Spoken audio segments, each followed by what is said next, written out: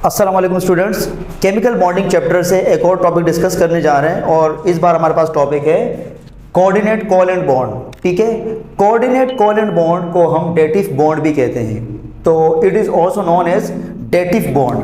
ठीक है, दूसरा नाम इसका क्या, डेटिव बॉन्ड।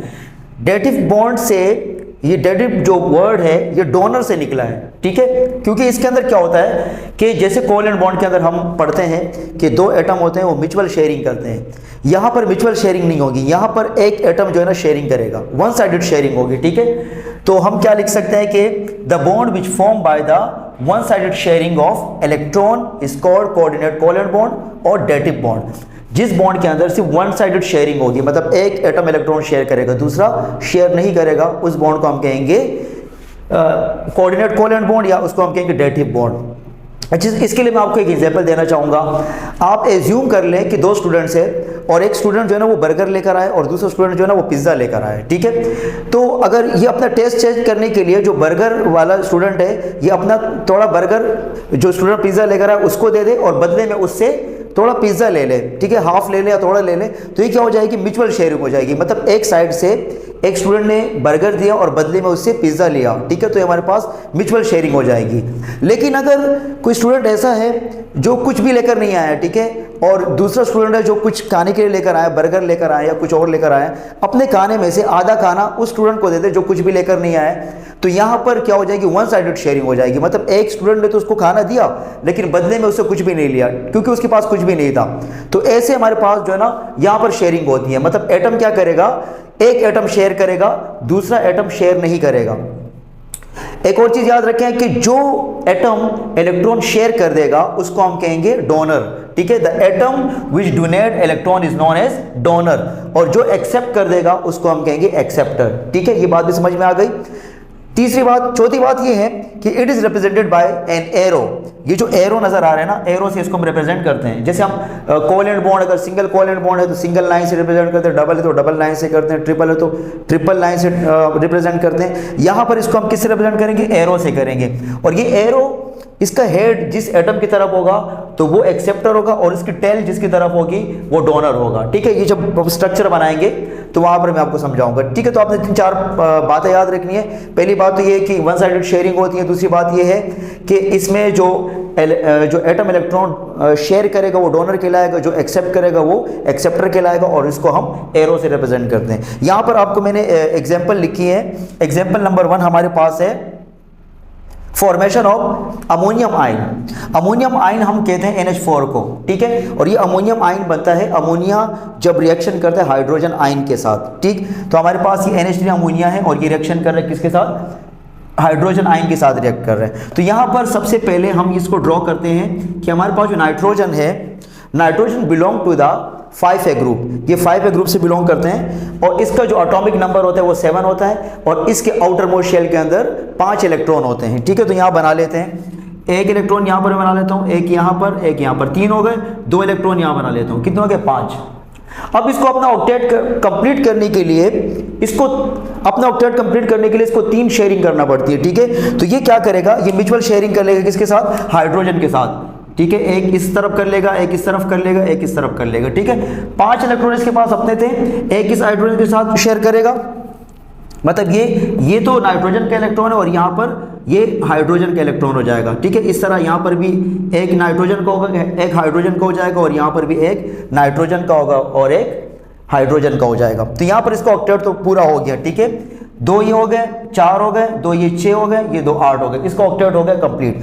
अब एक और बात याद रखनी है, जो इलेक्ट्रॉन केमिकल बॉन्ड के अंदर इन्वॉल्व है इसको हम कहते हैं बॉन्ड पेयर। ये जो 2 इलेक्ट्रॉन है ना, ये 3 आपको नजर आ रहा है, ऐसे इलेक्ट्रॉन इसको हम कहते हैं बॉन्ड पेयर जो बॉन्डिंग के अंदर इन्वॉल्व होते हैं। ठीक है, बॉन्ड पेयर।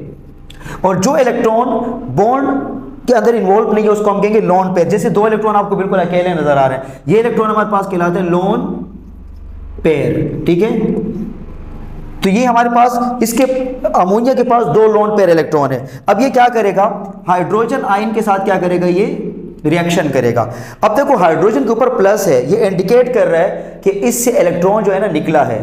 ठीक है, इलेक्ट्रॉन बाहर जा चुका है। तो इसका मतलब ये होगा कि हाइड्रोजन तो 1s ग्रुप से बिलोंग करता है और इसका आउटर मोस्ट शेल के अंदर एक इलेक्ट्रॉन होता है, लेकिन अगर इससे वो इलेक्ट्रॉन भी निकाल दिया जाए तो फिर इसके पास तो कोई भी इलेक्ट्रॉन नहीं बचेगा।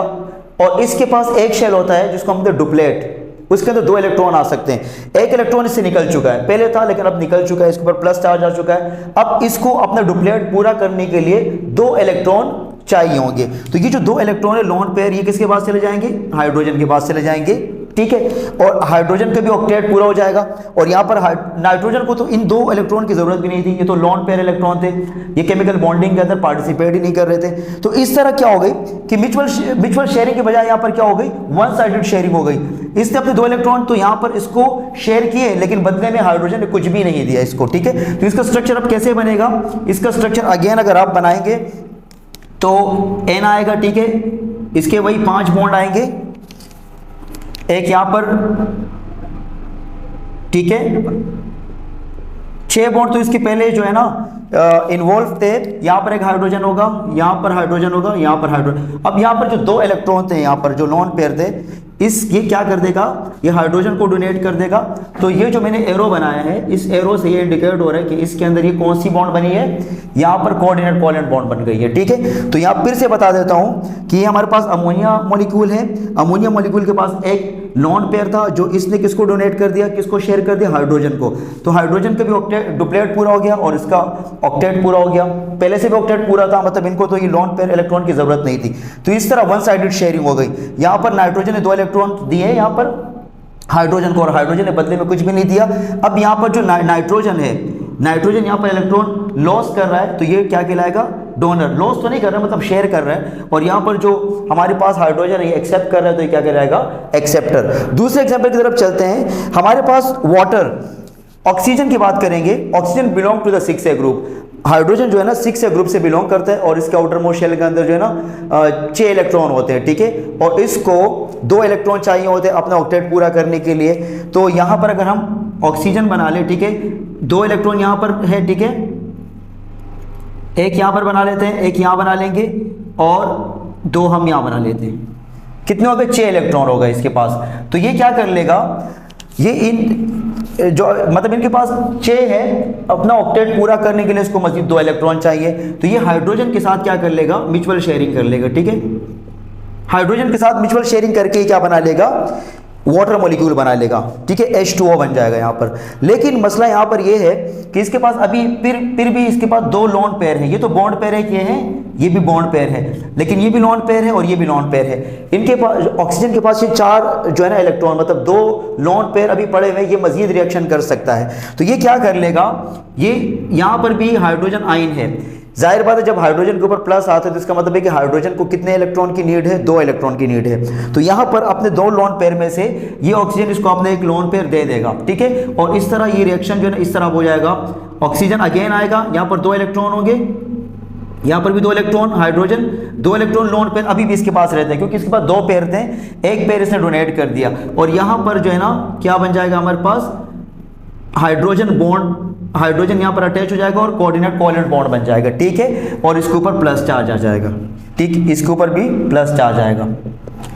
तो ये हमारे पास डिटेल थी कोऑर्डिनेट कोवैलेंट बॉन्ड की। और ये 2 एग्जांपल है, इनमें से आप कोई भी अगर एग्जाम में आपसे पूछा जाए कि डिफाइन या describe the coordinate covalent bond या डेटिव बॉन्ड, तो आप इसके बारे में ये पॉइंट लिख सकते हैं। इसके अलावा आप ये एग्जांपल दे सकते हैं, टाइम है तो 2 भी दे सकते हैं, अदरवाइज आप दोनों में से कोई एक एग्जांपल दे सकते हैं। तो ये हमारे पास आज का लेक्चर था। इंशाल्लाह नेक्स्ट वीडियो के अंदर हम लोग कोई और टॉपिक डिस्कस करेंगे केमिकल बॉन्डिंग से।